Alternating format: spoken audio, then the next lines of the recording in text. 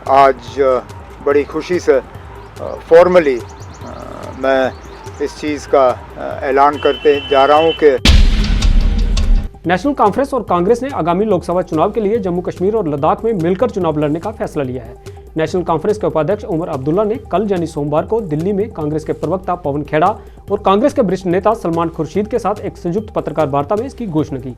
उमर ने बताया कि जम्मू की 2 सीटों और लद्दाख की 1 सीट पर कांग्रेस के उम्मीदवार होंगे और नेशनल कॉन्फ्रेंस उनका समर्थन करेगी। वहीं कश्मीर की 3 सीटों पर नेशनल कॉन्फ्रेंस अपने उम्मीदवार उतारेगी, जिनका समर्थन कांग्रेस करेगी।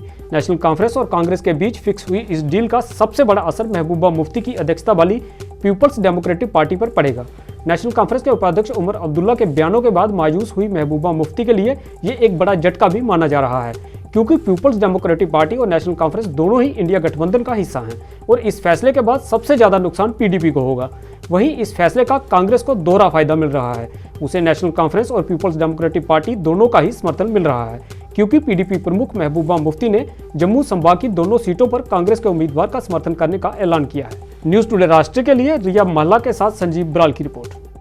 तो इसलिए हमने सोचा कि हम उस पार्टी को, उस अलायंस को साथ देंगे जो जम्मू कश्मीर के जो हमारे हालात हैं उसको भी मद्देनजर रख के आगे चल के जो है सही फैसले ले सके। कोई संदेश नहीं।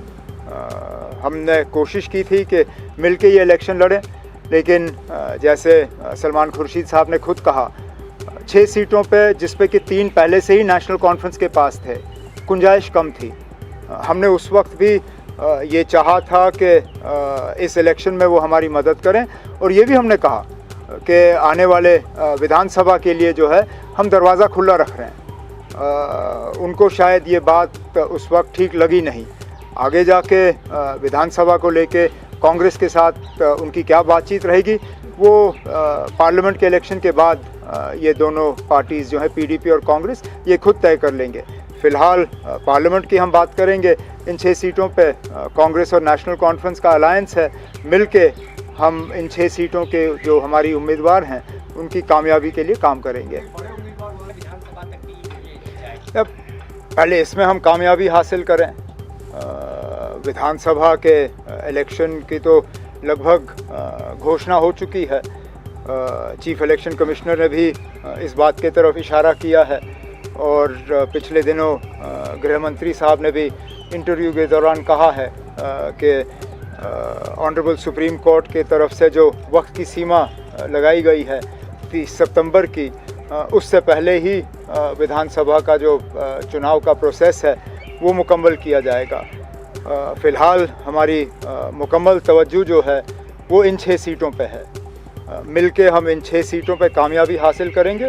उसके बाद विधानसभा के लिए जो हमें फिर कदम उठाने होंगे, मिल बैठ के उस वक्त भी कोशिश यही की जाएगी कि हम इस तरह का एक फार्मूला इख्तियार करें जिससे कि बीजेपी और बीजेपी के जो सहयोगी दल हैं उनको किसी तरह का स्पेस ना मिले। हमने अपने तरफ से कांग्रेस की कामयाबी के लिए जो है अपना काम शुरू कर लिया है। दोनों लाल सिंह के लिए जी और रमन भल्ला साहब के लिए नेशनल कॉन्फ्रेंस की तरफ से कैंपेन शुरू हो चुका है। पिछले दिनों जब रमन भल्ला साहब अपने नॉमिनेशन फॉर्म भरने गए तो खुद उसमें नेशनल कॉन्फ्रेंस के सदर जनाब डॉक्टर फारूक अब्दुल्ला साहब मौके पे मौजूद थे, और इसी तरह हम कांग्रेस की जो जम्मू कश्मीर में स्टेट लीडरशिप है उनसे भी उम्मीद करेंगे कि आगे जाके जब नेशनल कॉन्फ्रेंस के कैंडिडेट्स अपने नॉमिनेशन फॉर्म भरने का काम करेंगे तो उसमें जो इनके सीनियर लीडर होंगे वो उसमें हमारे साथ शामिल रहेंगे। दिन अब शौक़ से लड़ें, यही तो जमहूरियत है।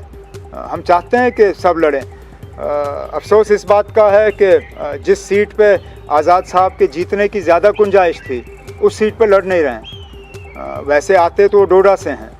पिछली बार जब कांग्रेस के टिकट पे लड़े थे 2014 में तो डोडा से लड़े थे। किस वजह से इस बार डोडा की सीट छोड़ के वो अनंतनाग पे लड़ने की बात कर रहे हैं, उसका जवाब तो आज़ाद साहब ही दे सकते हैं। लेकिन अब इनडायरेक्ट कहाँ, डायरेक्ट ही समझ लीजिए, डायरेक्ट ही समझ लीजिए, क्योंकि जाहिर सी बात है कि अगर वो खुद डोडा से हैं, उस पूरे बेल्ट पे उनका ठीक ठाक असर रसूख 2014 पे देखने को मिला। जाहिर सी बात है कि अगर वहाँ से इस बार लड़ते तो नुकसान ज़्यादा बीजेपी को होता। अनंतनाग से क्यों लड़ने का फ़ैसला लिया, ये सवाल तो सिर्फ आज़ाद साहब ही इसका जवाब दे सकते हैं।